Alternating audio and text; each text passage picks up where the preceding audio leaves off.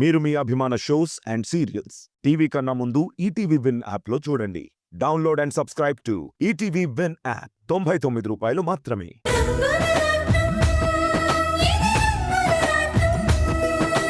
ఏనాటికైనా వీడి సొంత వాళ్ళు రాకపోతారని ఇన్నాళ్ళు ఎదురు చూశాము.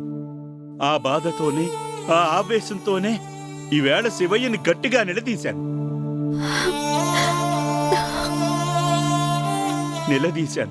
కనికరించలేదు కాని కన్నీళ్లను కార్పించాడు. తన వాళ్లను రప్పించలేదు కాని ఇదిగో రక్తాన్ని మాత్రం చిందించాడు.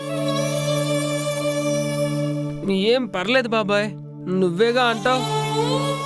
రోజు సేవలు చేస్తే ఏనాటికైనా ఆ దేవుడు వరాలిస్తాడని. విన్నావమ్మా, వీడేమో ఎక్కడ, వీడి వాళ్ళు ఇంకెక్కడో ఉన్నారు. తలుచుకుంటే గుండె తరుక్కుపోతుందమ్మా. వీడు వాళ్ళు ఎప్పుడు కలుస్తారో ఏమో. శివ, వెళదాం పద. జాగ్రత్త.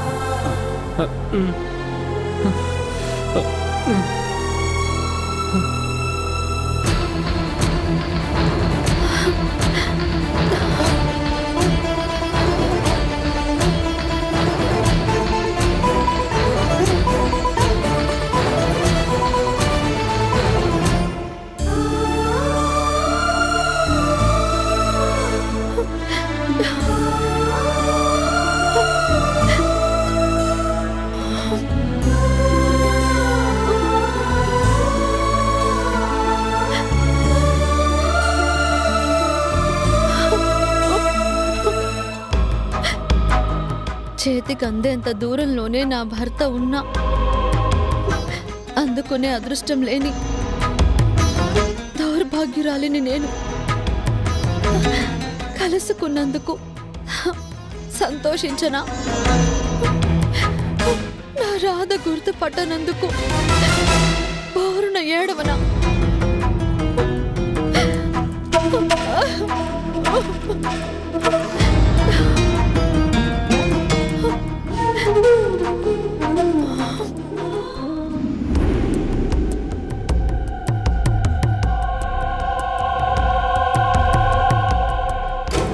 ఏంటయ్యా, చిన్నమ్మగారు ఇంకా రాలేదేంటి?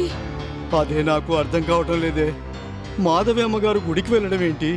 నాని బాబు స్కూల్ నుంచి రాగానే ఊపిరి ఆడక పడిపోవడం ఏంటి? అందరూ కంగారు పడిపోతూ హాస్పిటల్కి తీసుకెళ్లడం ఏంటి? పాపం, ఈ విషయం తెలిస్తే మాధవమ్మ ఎంత బాధపడుతుందో.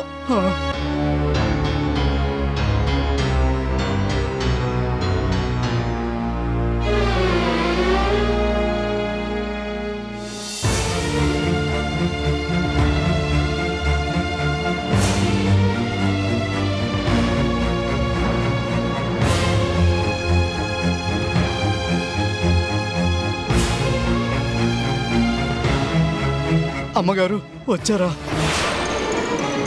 లక్ష్మయ్య, ఏంటా కంగారు? ఏం జరిగింది? ఏం చెప్పమంటారమ్మా, నాని బాబుకి ఆ మాయదారి జబ్బు మళ్ళీ తిరగబెట్టినట్టుంది.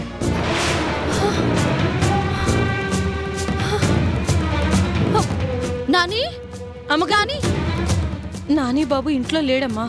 అంటే మీకు తెలిసిందే కదమ్మా, గుండెని పట్టుకొని ఊపిరాడక బిడ్డ అల్లాడిపోతుంటే హర్ష బాబు పెద్దాళ్ళిద్దరూ కలిసి నానిని గబగబా హాస్పిటల్కి తీసుకెళ్లారమ్మా. అయ్యో, ఎంత పని జరిగింది? అమ్మా, మీకు ఫోన్ చేద్దామనుకుంటే మీ ఫోన్ని ఇంట్లోనే మర్చిపోయినట్టున్నారు. అందుకే హర్ష బాబు మీరు ఇంటికి రాగానే జరిగింది చెప్పి వెంటనే మిమ్మల్ని హాస్పిటల్కి రమ్మన్నారమ్మా. అయ్యో భగవంతుడా, ఆ పసివాడు ఏం పాపం చేశాడని వాడు ప్రాణాలతో చెలగటమాడుతున్నాడు. నేను వెంటనే బిడ్డను చూడాలి. అమ్మా అని పలకరించే నానిని ఎలాగైనా కాపాడుకోవాలి. ఇది లోపల పెట్టు.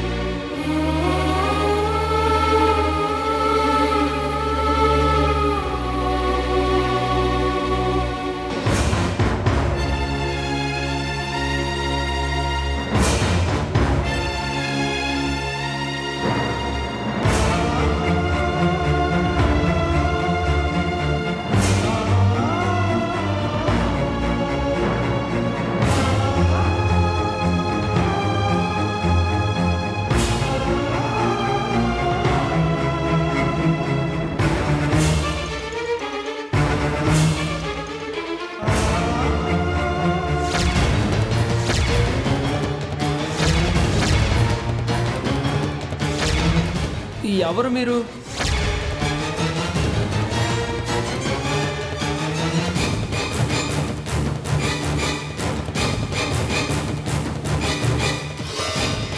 ఏవండి, ఉన్నట్టుండి నానికేమైంది?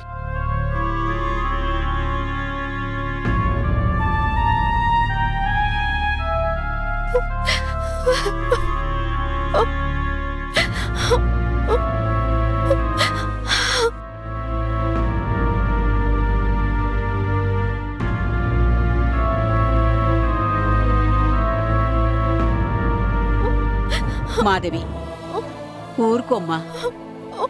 నానికి ఏమీ కాదు. అమ్మా, డాక్టర్ గారు ట్రీట్మెంట్ మొదలు పెట్టారు కదా, నా మనవడు లేచి కూర్చుంటాడు, తప్పకుండా లేచి కూర్చుంటాడు. ఆ,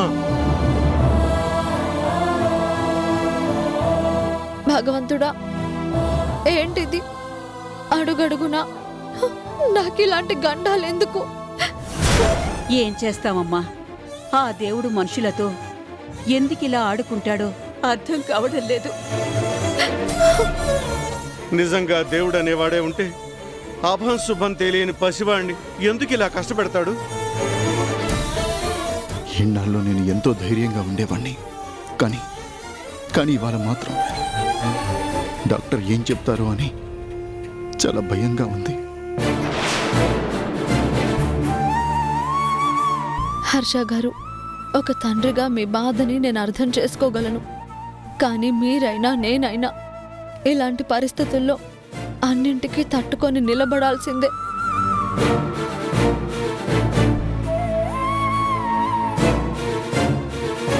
ఏం కాదండి, ఒక తల్లిగా నేను బిడ్డకి ఏమీ కానివ్వను. నా బిడ్డకి ఏమీ అవ్వదు. డాక్టర్ గారు, మా మనవడికి ఎలా ఉంది? చెప్పండి డాక్టర్, ప్రమాదం ఏం లేదు కదా? మాట్లాడరేంటి డాక్టర్?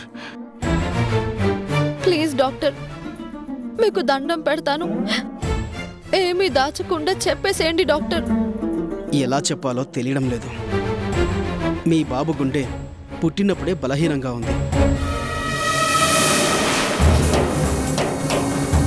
వయసు పెరుగుతున్న కొద్దీ కొంచెమైనా స్ట్రాంగ్ అవుతుంది అనుకుంటే మరింత వీక్గా మారింది.